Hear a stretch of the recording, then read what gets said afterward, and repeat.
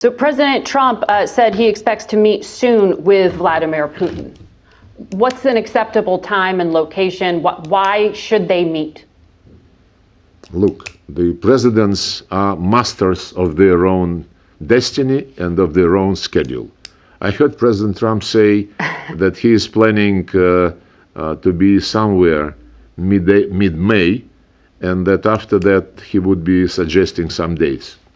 I cannot add anything else. Right. He said he was asked about meeting with Vladimir Putin specifically in Saudi Arabia, and he said most likely not. That's in mid-May, but shortly thereafter. You said the same thing as I. Right. So what are you planning? So we read the same newspapers and watch the same channels on TV. Right, but I can't pick up the phone and call Marco Rubio, the Secretary of State, like you can. What plans are you making for the two to meet? Look, I hope your listeners understand very well that it is not ethical for a foreign minister to prejudge, to presume what presidents might or might not discuss. But you think it would be good for the two leaders to meet soon? Do you expect that's what Envoy Witkoff is negotiating? We're always in favor of meeting with people who are ready for a dialogue. President Putin repeated this thousands of times, and when we met in Riyadh, together with President Putin's foreign policy advisor Ushakov, with Marco Rubio and Mike Waltz, the American colleagues clearly stated that the U.S. policy is based firmly on U.S. national interests. They understand that the Russian policy, led by President Putin, is also based on Russian national interests, and that it is the responsibility of great powers to make sure that whenever those national interests do not coincide, and this is in most of the cases, this difference should not be allowed to degenerate into confrontation. And that's what dialogue is for. But they also added that when the national interests of two countries or of more countries coincide, it would be stupid to miss an opportunity to translate this coincidence into some material, mutually beneficial projects. And this is absolutely our position. You know that President Trump is coming up on 100 days in office, and he has made clear his patience is wearing thin with the diplomacy here. Do you expect the U.S. and Russia to continue to talk after these potential peace talks fall apart? I mean, is the rebuilding of the relationship so significant now that you think it could withstand the peace talks in Ukraine falling apart? First, Russia is always available for a dialogue. So you have to address your question to the American side. Second, you prejudge the current process by saying that eventual collapse of the talks. We concentrate on doing business, not on thinking, failures or victories about anything. Unless you concentrate on the facts, that's what we do. You cannot be serious about what you are doing. Well, President Trump and Secretary Rubio said that the window was closing, that time is running out here. That's not my opinion. That's what they said. Look, I want to ask you a little. No, go ahead. Sorry. Wait a second. I just quoted Marco Rubio, who yesterday said about better understanding of the Russian position. So maybe you missed that. Well, he also said a decision in days needed to be made, and that the U.S. has other things to focus on. No, we understand the impatience, because in the American culture, you create expectations, and you ignite tension around those expectations. This does not help to do real politics. But in our case, as I said, we are always ready for dialogue, ready for negotiations, and we would not, begin by banking on a failure. This would be a characteristic of bad deal makers, inexperienced deal makers. Mm-hmm. Others in the Russian government have proposed that the U.S. and Russia could work together in the Arctic. Are there specific areas of discussion for cooperating right now? You always want me to disclose things. Well, this was a public statement. Things which might be discussed by respective officials of Russia and the United States, by those who are responsible for trade, economic cooperation, investments, and so on and so forth. How do you expect a participant of negotiations which are still to reach some kind of specific understanding to disclose details in public? It is not serious. I'm just asking what you think the potential is. I read President Trump's book, The Art to Make a Deal, and he doesn't advise to disclose information before it's time. Respectfully, President Trump speaks quite a lot about the things he would like to do with Russia and opportunities to work together. I understand you don't want to.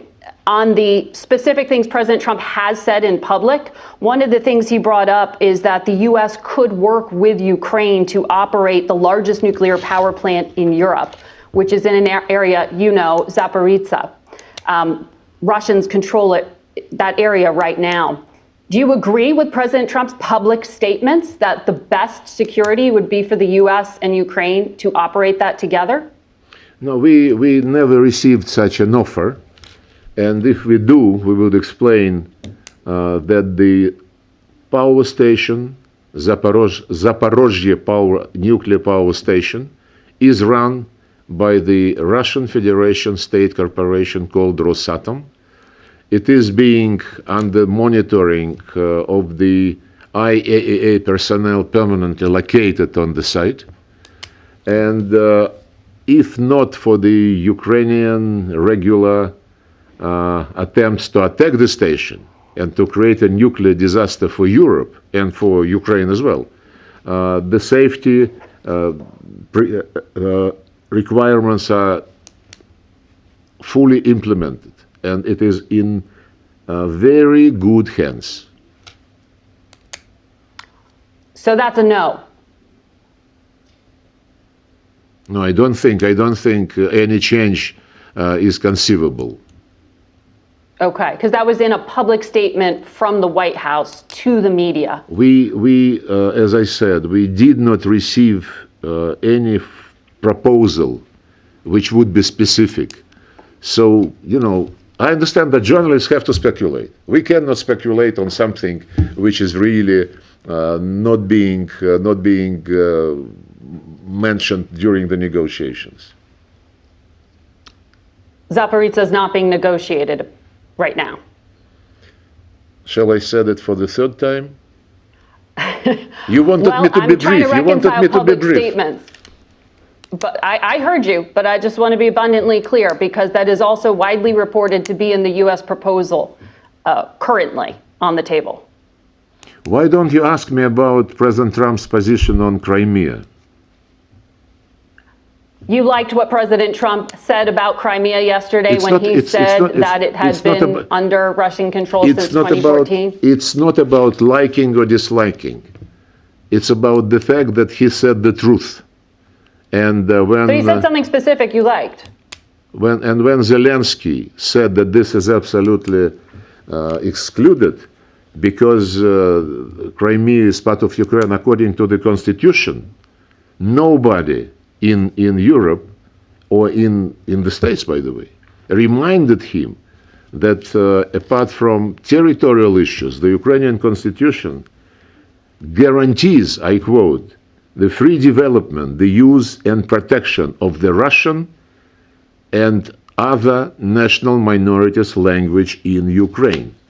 And they guarantee the development of ethnic, cultural, language, and religious identity of all peoples and national minorities in Ukraine. This is also in the Constitution. But as I mentioned already, and you decided not to go deeper into this topic, nobody in the West even mentions human rights when they demand that Ukraine defeat Russia in the battlefield. President Trump said Crimea is not even being discussed right now. Yes, because this is a done deal. You mean Russia occupies and controls and will not negotiate the future of Crimea? Is that what you're saying? Russia do not negotiate its own territory. And, so that's one President Trump understands one specific thing that you do want in the public space. You said everything else that I've asked you about in the U.S. proposal is too sensitive to discuss.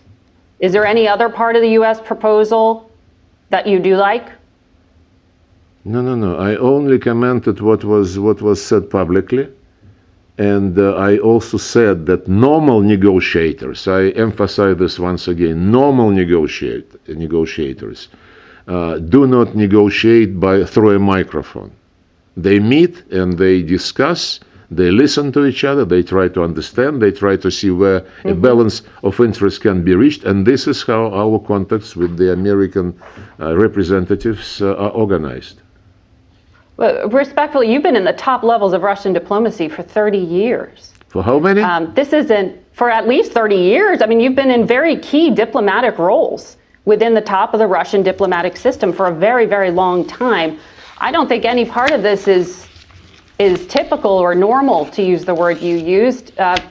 Steve Witkoff is the envoy. Kirill Dmitriev is Vladimir Putin's envoy here. Do you think it's unfortunate that the international system of diplomacy isn't being used more and that it's this kind of one-on-one personal envoy structure? You did not express your disappointment that the international system of diplomacy was not used for the entire duration of the Biden administration. No, I was asking whether you were disappointed. You did not mention that Europeans are really very nervous that they are being marginalized. But I can quote a lot of what Europeans stated. I mentioned already Kaja Kallas and Ursula von der Leyen, who said any deal must make sure that Ukraine is stronger and that Ukraine is on top of Russia. Look, do you need negotiators who believe in this kind of logic and who don't want to look for honest balance of interest? The Trump administration is interested in searching for a balance of interest. They sincerely want to understand better the Russian position, and they're getting this understanding. And we understand better the American position through negotiations and meetings and discussions which we have with them.